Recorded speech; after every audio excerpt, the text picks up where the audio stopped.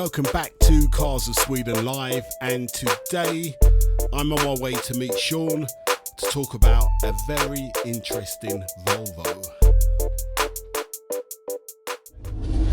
Alright then, Gary. How's it going, Shaun? Alright, mate. Yeah, mate. What are you up to? Oh, just this and that, you know. Dodgy car salesman as I am. Well, today I thought I'd bring you out in a little bit of a speciality here. This car is more English than me and you. Really? Yeah. And it's a Volvo. So you're going to ask me the question. What are you going to ask me now? I'm going to ask you, why is it left-hand drive then if it's so English then, mate? Huh? Okay, this car is a Volvo P1800 from 1961. Okay.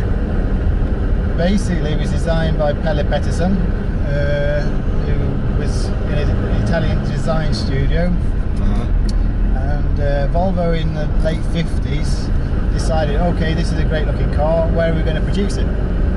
So they went to Karmann Gear in Germany and said to them, can you make this car for us? Right. Karmann said, yeah, that sounds really interesting. But then Volkswagen came and said, no, we want you to produce a Karmann Gear for us. So then they turned around to Volvo and said, sorry guys, can't help with this. I mean, you say Karmann Gear, yeah? Yeah. Gear in England is famous for doing works on like Cortinas and Granadas back in the day. They were just like a design studio that everyone went to, like to the free and stuff like that. Right. So then the guys at Volvo thought, we have such a great car design, what are we going to do? So in like late 50s, I think 58, 59, JENSEN Motors in England, they approached Volvo and they said, okay, perhaps we can make this car for you. So Volvo thought, not bad, because JENSEN at that time was a low production. So JENSEN produced this car, pressed the body panels up in Scotland, I think in Linwood, and then shipped them down by train down to West Bromwich. That's right, yeah. JENSEN Motors. Famous. Yeah, and then JENSEN built the car for Volvo. Oh, wow.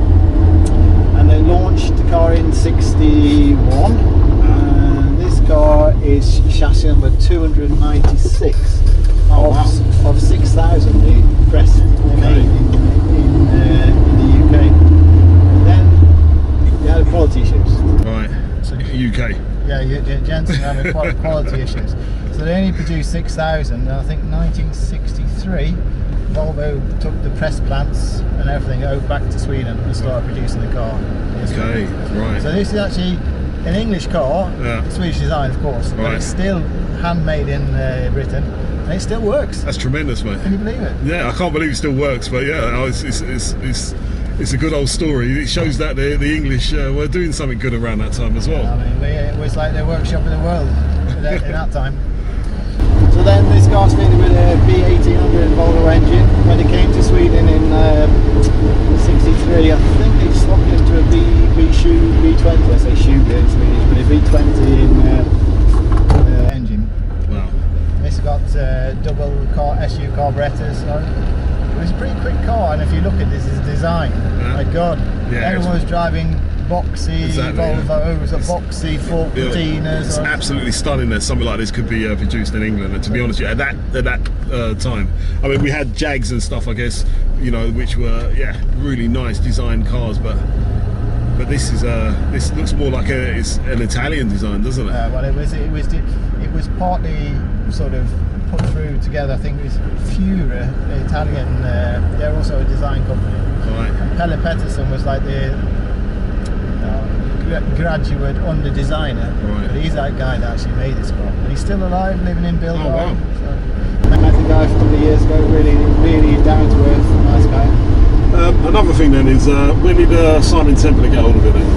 Good question, I don't really know, but he had an old Roger Moore, he had a good taste in cars. I think, don't ask me that, it must have been early 60s. Yeah. I'm guessing around, I don't know. Because for me, obviously, you know, I was hardly born in the 60s, but hardly. Glint in your dad's eye. Exactly. But like, I mean, I remember this watching watching Roger Moore in this car in the 70s and thinking, wow, it didn't look like anything else that was on the street at the time. No, this was like just groundbreaking. And do you think then, if Roger Moore was driving his car, it would have been one that came from Yeah. Wolverhampton then, yeah? Definitely. It would have been a Jensen built car. I guess the Saint, it was before my time by at least 10-ish years. Yeah, we'd have been driving a Jensen car. Wow. That is very, very impressive. And this car's in great condition as well. Yeah, this car's been looked after really well, and we're going to put it on the auction. So you've got a chance to buy this one, which I recommend. Right, great. So that's going to be on Bill Webb as well then? Yeah, we're going to put it on the auction in 18th, 19th of March. These cars are super popular just now, especially with this one with the chassis number so low. Yeah. It makes for a great collector's car. The car is in good condition, even better. Original, everything. Runs fine, drives fine. So it's a great classic to use as a daily driver in the summertime. Just need a big wallet, mate. A big wallet, yeah. That's always the case, you know. But there's people out there that have deeper wallets than me and you. Yeah. And like I said, there's a great opportunity to go home with a classic car. Yeah, and I mean, especially these cars. I mean, Volvo, this V1800, they had it in virtually every single Volvo car, so it's bulletproof. Yeah. Really bulletproof. And it's just like easy to maintain. You can still buy all the parts, you can still buy the body panels that are still produced in Sweden. Wow. So it's a car which you can buy with confidence without to think, oh, what happens? Yeah, that goes wrong, that goes wrong, that goes wrong. A couple of £100 here and there to keep the maintenance Wow. on this car, so it's not like extreme Porsche cost or Right. so. I like it. You could almost go to Build Timber and get parts for this. Is that what you're trying to say there? Yeah, you could find parts anywhere really, any sort of car place. But Build Timber you could find it, or I mean it's readily available and it's not a complicated engine. It's an absolute stunning car, and I saw actually in the back you had some nice rugs, carpets, and mats and everything. There's a whole new mat set that comes with the car if you buy it on the auction. It takes a bit of fitting, but it's it's brand new. Wow. So I mean, the car's in great condition as it is, but to think that you could actually get it up to pristine show car. Yeah, I mean, personally, I prefer to have cars that you can drive. Yeah. I don't really like these trailer queen guys that drive up to a show, back the car for a trailer, drive in and say, oh wow, how far have you driven this? Like 50 metres. So I mean, if I have a car, I want it to be able to drive it. Yeah. And I mean, I don't want it to be perfect. As soon as your car's super perfect, concourse or pristine, whatever you call it, then what do you do? Worry about it. Yeah, you go, but you drive it just to buy an ice cream. Yeah. You just go down to the ice cream shop, buy an ice cream and drive it back. You've done like 5 kilometres, a couple of miles, that's it. Wow. So I mean, if you have something that's not perfect, use it. I mean, how many kilometres does this have? This one's done 57,000, but to be honest, I think it's gone around the clock from a car from the 60s. Yeah. You can never really verify mileage. But it could be 57, but I can't say. But the engine is, like you said, it's very serviceable, isn't it? The guy who owns this car, he's looked after it, done everything you need to do, serviced it, he's owned it for 20 years, he's changed all the mechanical parts and service parts, and there's a few little things to fix. A couple of the dials don't work, but they're easy to fix. That's all part of having a car like that. So, exactly, yeah, really. it's an original car, so you can get these things fixed, give them to a guy, and just change a few O-rings and did a bit of a clean up. Off you go. A Sunday afternoon. I mean, it's not so much. It's not so many complicated things. I've got a fuel gauge. I've got an oil temperature, water temperature, rev counter, clock. That's it. Oh, a petrol gauge as well. Everything's working as well, yeah? Yeah, everything works. Petrol gauge, oil gauge is working. Clock needs to be refurbished, and the oil and water temperature. Wow. So it could be an absolute bargain for somebody that, you know. I mean, these cars are fetching, for completely fully restored, they're fetching 60 to 80,000 euros. Wow. The thing that's unique about this car is it's got such a low chassis number. Yeah. 296, it's super low. Of 6,000? Of 6,000. Wow. So I mean, this car, I don't know where it'll land. You can never say on an auction, but a guide price somewhere around 30,000 euros ish. Okay. I guess we'll achieve that. Wow. So, and you could be your very own Simon Templar, couldn't you? You know, in one of these things, huh? Exactly. The same. Shaking, not stirred. Was it like that? Was that James Bond? That's James Bond. Do you know? I think you could have been both actually. It's been a while since I've seen the Saint, but I feel, yeah, I feel a Roger moment coming on actually. Keep that to yourself, your Roger moment. Mate. We're sitting a bit too close. No, but this is great. I mean, it's an absolute pleasure coming out in something like this, and something so rare, something so prestigious. You know, the history in Sweden and in England as well. Yeah, I mean the connection is like fantastic. No one really realises the history behind these cars. I mean, it's just fantastic. I mean, it's a cool design car, easy to maintain, fun to drive, and it's a pure head turner. Yeah. You just drive this down the street, everyone stops and that's how a quick look. Oh, you can understand why as well. It's absolutely stunning. Just the only thing that isn't stunning is obviously the Swedish weather, which is just like it is in the UK.